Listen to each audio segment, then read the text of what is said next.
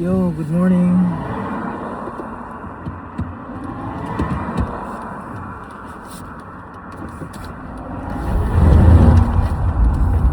Good morning po sa ating lahat.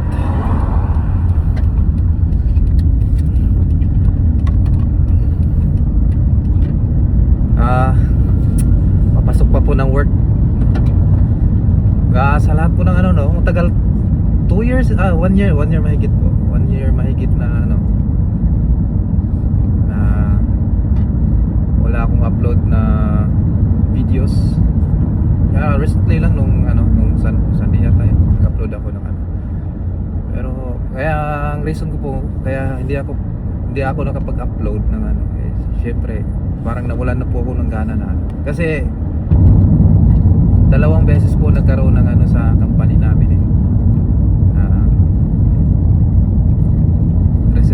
ng tanggalan ng redundant, and then most of them colleagues na natanggal is mga tropa ko pa, which is mga kasabayan ko sa pagpunta dito. Ang dami nila. And then recently lang yung natirang mga kasabayan ko, recently lang naka-receive sila ng email na hindi na daw i-renew yung nila, yung visa. Luckily na-renew yung visa ko last October, which is supposedly mag-expire siya sa this year June, and then na-renew siya last year October. Maswerte po ako kasi nauna akong na-renew sa kanila. Tsaka may mga reasons po kung bakit nauna akong ma-renew sa kanila, which is sabay naman po kaming pumunta dito sa duda po, walang duda, mga magaling po na scaffolder yun, tataas na rin ang experience nila. Sa akin yung experience ko sa scaffolder sa Japan lang, sa kanila iba't ibang bansa na, kaya hindi po na sa skills hindi sila nagkulang. Ito po ang tinitingnan kong reasons kung bakit bakit ako napasama sa na-renew. Unang-una po yung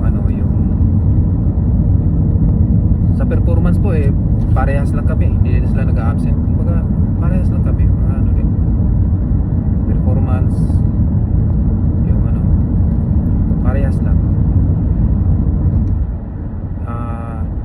Ang nakikita ko pong reason is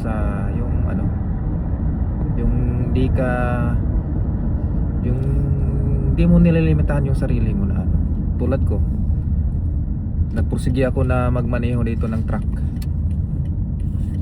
Nagpursige ako magmaneho ng truck, kaya siguro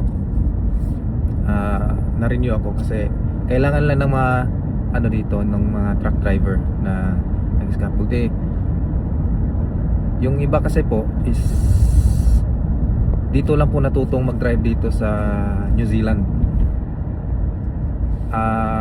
Ako naman nagmamaneho na ako sa Pinas, hindi ko nakakalam, namamasada po ako ng jeep sa Pinas, kaya di na po bago sa akin ang pagmamaneho. Pero nung nalipat po ako ng ibang branch, nag-drive po ako ng truck. Kaya unang-unang ginawa ko, ko yung lisensya ko para makapagmaneho ng truck.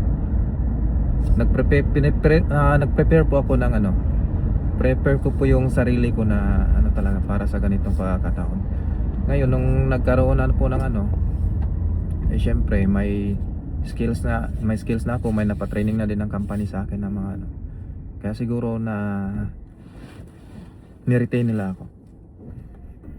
Tsaka pangalawa is yung yung communication.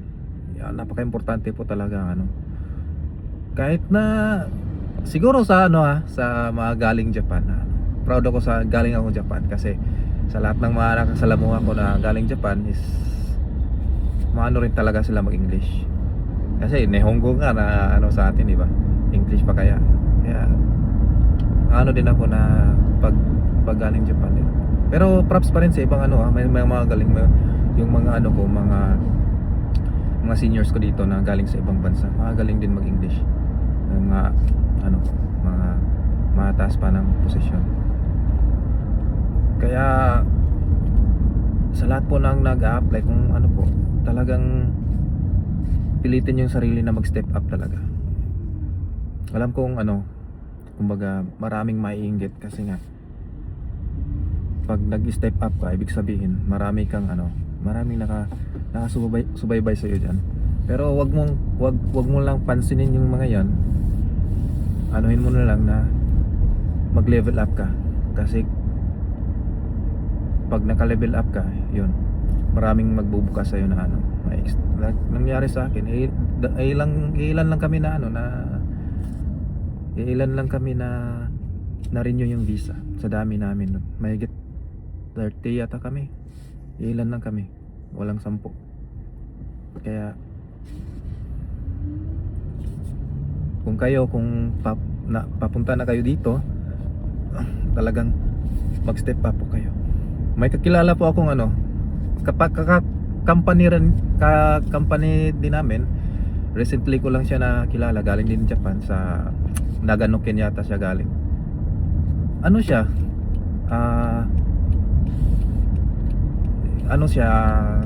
Supply siya dati sa company namin, pero dahil magaling siyang mag-English, magaling siya sa trabaho, magaling magpaliwanag, inabsorb siya ng company namin.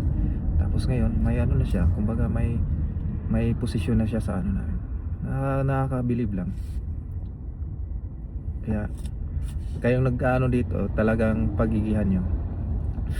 Kaya natin yan, kasi yung sa ano, pinagdaanan natin sa Japan, sisiw lang pagpunta dito.